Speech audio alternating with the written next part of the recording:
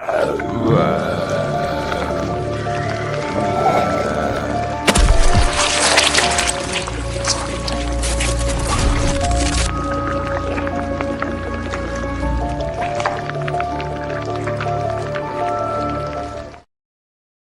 up, all you spooky people? It's your boy, Versace Stoner here. We just got through with our Horror Nights movie night that we do every week for the paid memberships, which is only $9.99 a month, and it gets you at least, 4 films a month. We do votes on which films should be shown. We try to get rare films that you just can't stream off a network. Some of them, other films that are older classics or harder to see. Tonight we watched Cannibal Holocaust, and we're going to discuss that a little bit, talk a little bit about it. You know, um, I try to find fun facts about these movies. That one I happen to have watched multiple times. It is a cult classic in many a sense, but I thought of a few things as rewatching it again tonight. And as much as it is, a very much exploitation film, it is for shock value. You have cannibalism, you have rape scenes, you have, all this stuff that's just made the people to be like shocked. But it also has a revenge story to it. It has that kind of I spit in your grave kind of. Well, this is you played with fire, and then now this is what happened. You caused an atrocity, and we are gonna just you know cause a Holocaust. And that's basically what it was. Going into the film, you have these, and again, it plays a lot. I do believe what he said when he said that, his film was anti-racism, and it does. It paints a picture of Western civilization as being very imperialistic, very just rather disgusting, rude, and uncaring. Just going into situations trying to show superiority because they think they're smarter, they have better equipment, better technology, and just overpowering people based upon that. And they did a really good job in this portraying that, because those three filmmakers that were going in there watching and filming this documentary went in there with motives. They went in there to paint these people as savage like people, very primitive. They didn't want to get to know them. They didn't want to get to know their customs and all of that, because why? That doesn't make for entertainment. They were looking for something raw. If you looked in earlier, these people were into doing live, murders and these other things that were happening around the world, these atrocities. They wanted to film that. They wanted to get this on camera and show the world this shock. And just like, making a film for shock value, media is the same way. They do things for shock value. And I really do believe that, because it goes with that whole line. They went out there and they painted narratives of what these people were doing, how they were, and they interfered. They harmed them, they burned them, they burned their houses, they raped their women. They killed animals, that they would be using for food. They just shot. And yes, I know the film is very, it has real life animal kills, and no, I do not condone the real life animal kills. I don't know, at the time filming it, what it was like. I'm sure that they could have found ways to go around it.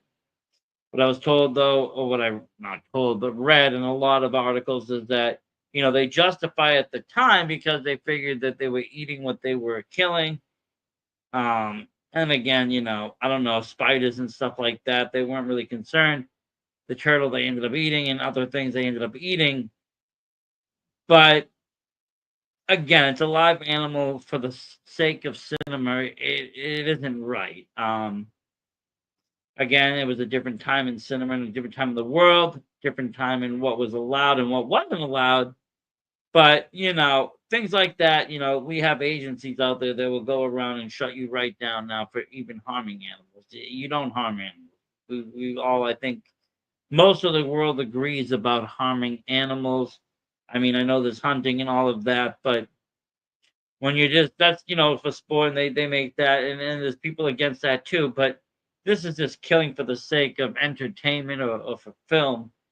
when they could have used an animatronic and spent a little bit more money. I understand you work with a budget, but again, you kind of got to do what's right in a lot of ways. But I'm not going to criticize it. It wasn't made today. It was made then. If it was made today, I probably wouldn't even watch it because they should know better. Back then, maybe there were gray lines. They figured they weren't in U.S. They were in the Amazon. These people were eating the animals.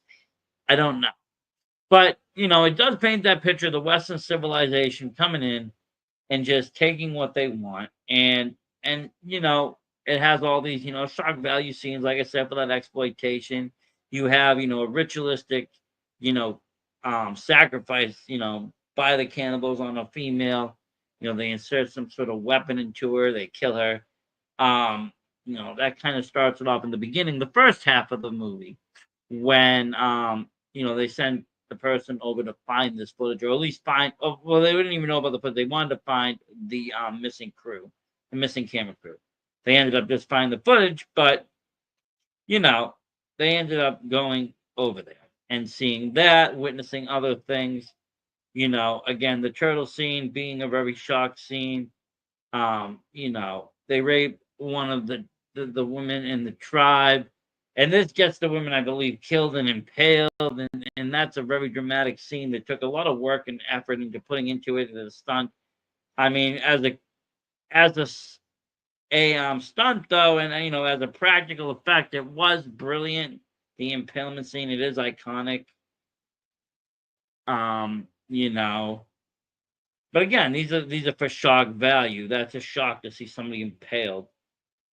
But this was what the Western civilization was doing. You can see the guy, laughing when he first saw it, and then changing his tone because they were expecting to get out of this, the jungle. They were filming a film called Green Inferno, which later would be used, by Eli Roth to make his movie called Green Inferno. But this was a documentary. And originally, I guess the movie was going to be called that too. Um, but they changed the Cannibal Holocaust. But he you know, they're making this film, and you can see that they were just putting it in a way, and then they edited it out.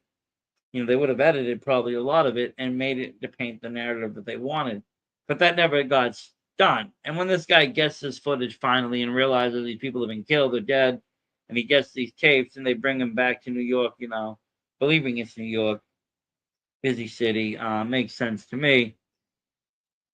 You you know, they got to watch this stuff, and it's all unedited, and you just see it all, and you just see how gross the Americans actually were. Um, so at the end, when the cannibals do fight back and attack, you really don't feel bad for them. I don't, anyways. So that's why I'm like, I think this is more revenge. Yes, it's exploitation, but it's also revenge. It gives you a little bit of satisfaction knowing these people got what they gave. They got an eye for an eye. The woman, the man, and the two guys, they went into the jungle, not doing good things. They weren't just going in there to film a documentary and to make, history by talking to these tribes and learning. They were going in there, destroying things, raping things, ruining the system, scaring people, and just causing chaos. And when they finally got what's coming, it wasn't such a, oh my God. In the beginning, maybe you did feel for that. These people were missing, they were killed. What could they do? And I remember that one of the lines, like, what could these people have done to deserve this fate? And then we see the found footage, and I love that it's a dual film, that you have that first half where this guy is going after the footage, and then we have the second half where we're actually watching the raw footage, and it's like, okay, we're watching along with them and with the editors and all these people, and it's like, well, it's pretty cool for its time, because again, this is before Blair Witch, this is before all this found footage films. Great movie though. I definitely recommend watching it. There is a way to watch it, many of it ways to watch it with the animal kills shut off. So if this does bother you, or if you're very sensitive to it, you can shut it off. We did display it and decided to display it in its entirety, uncut. Everybody voted on that. If they had voted no, we probably would have showed the other version without the animal kills. I don't think the animal kills make the movie itself. It just adds to the shock. And other movies like Cannibal Ferox did the same thing. They had animal kills in that as well, and these two just kind of just kept going. But yeah, we'll be watching movies every Saturday night. Check it out. If you want to be into it, you want to get in on these watch alongs, check it out. It'll be $9.99 again for the whole month.